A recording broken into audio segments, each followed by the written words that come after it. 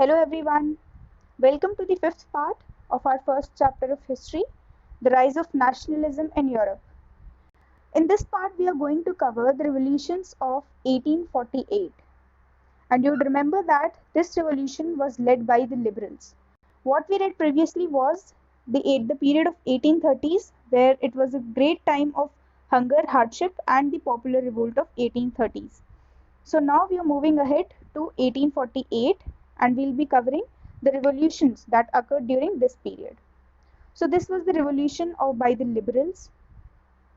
So all the revolutions we have read so far were led by the poor of Europe.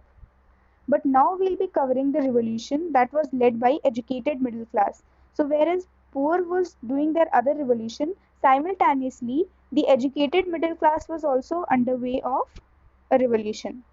So in other parts of Europe, people combined their demands of constitutionalism with national unification. So there were different people and they had different ideas. Some were supporting constitutionalism and some were supporting national unification. So by this time, the educated middle class collaborated their groups with the ideas of constitutionalism and nationalism.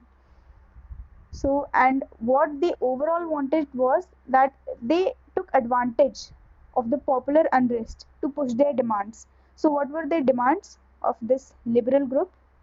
Their demands was to create a nation state on parliamentary principles. It means what are parliamentary principles? That you need a constitution, they need freedom of press, and they also need freedom of association. So, these were the parliamentary principles, and the liberals were demanding constitution are on the basis of parliamentary principle.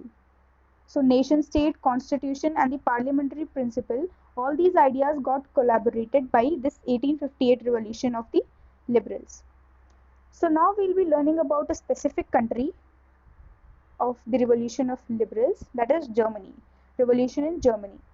So what happened in Germany was, in the German regions, a large number of political associations whose members were middle class professionals decided to vote for an all-German National Assembly. So as their demands were not being heard by their monarchical kings, so what they did, they simply tried to form a all-German National Assembly. Right. So political association came together in the city of Frankfurt. Frankfurt is a city in Germany, and decided to vote for an all-German National Assembly. So these were the liberals of Germany. They came together at Frankfurt to form an all-German National Assembly.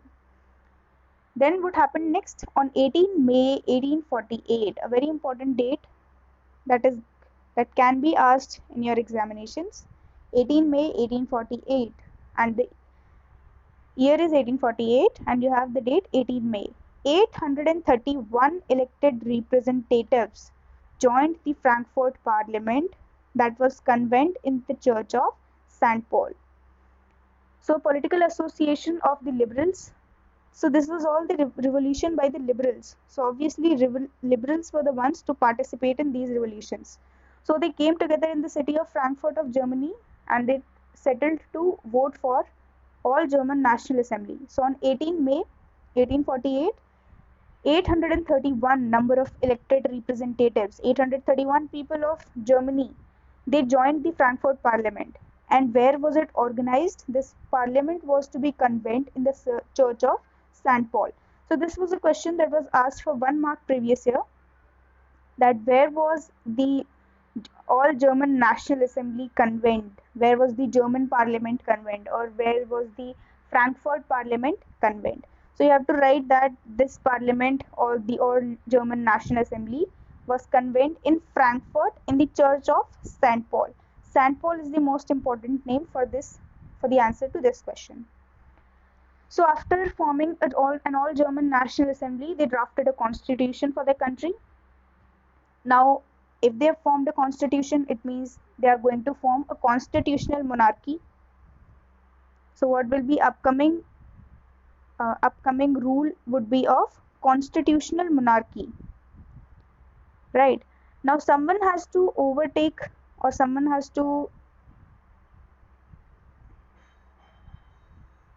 someone has to lead this monarchy system. So what they did, they offered the crown to the king of Prussia. Prussia was a very important country. And who was the king of Prussia? Friedrich Wilhelm IV. Okay. So they offered the crown after drafting a constitution. They offered the crown to this king, and this king actually belonged to Prussia. As Prussia, we read, was collaborated in the team of Germany itself and belonged to the German nation. So this king of Prussia was offered the crown of this assembly, all German National Assembly. But he was a very big fool that he rejected it. He rejected the All German National Assembly and he joined the other monarchs. Obviously, he would support his kings or his or the people of his class. So he joined other monarchs. So due to opposition by aristocrats and military, the basis of parliament eroded. So finally, this All German National Assembly also fell down. Why? Because of the opposition by aristocrats. Who are the aristocrats? Aristocrats we discussed in the first part of the chapter. Aristocrats are the people belonging to the upper class, right? The members of the upper class are known as the aristocrats. So due to opposition by these aristocrats who were supported by the military forces, this parliament or this idea of the German National Assembly eroded. So this was the revolution of Germany, right? Now, not only liberals and the poor peasants had revolutions, even women or the feminists had struggled for a long time to get their political rights. So what was their role during these revolutions? They formed their own political associations, they found newspapers and took part in political meetings. So this was just to show that even they want rights and even they are struggling for their rights in Europe. So in the Frankfurt Parliament of Germany, we discussed right now, this Frankfurt Parliament of Germany, where was it convened? It was convened at St. Paul, a church. St. Paul is the name of the church, which is in Frankfurt. So St. Paul is the church where this Frankfurt Parliament was convened. What was the date, if you remember? The date was 18 May 1848. So on 18 May this parliament was convened. So what was the role of women? Where were women in this parliament? Did they had any role? No, they didn't had any role. They were admitted only as observers to stand in the visitors gallery. So this is an image given in the textbook. Like this is the parliament that is convened in the church. This is the St. Paul church, right? This is the church of St. Paul. And here at the center you have the parliament. And you can see that in the visitors gallery, apart from this main parliament, this is the main parliament, you have some people standing here, you have some observers at the top.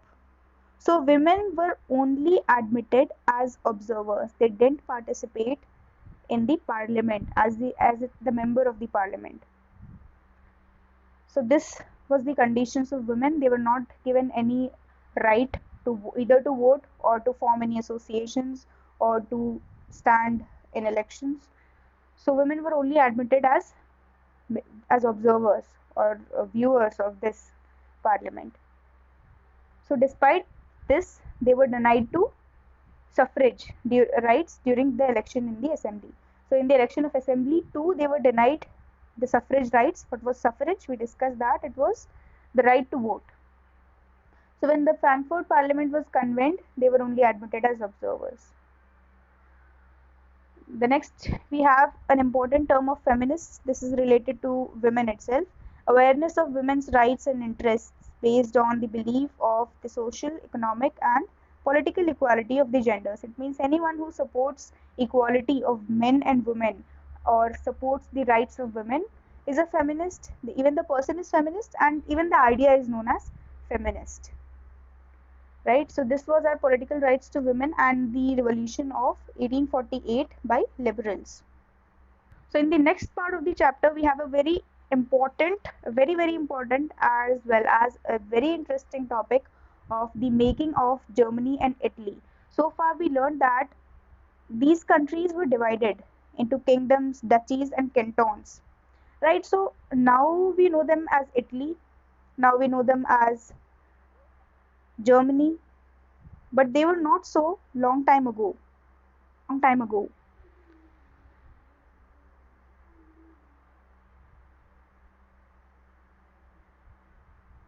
That nations we know today were divided into kingdoms, duchies, and cantons. Like here you have Italy. It is divided into several kingdoms.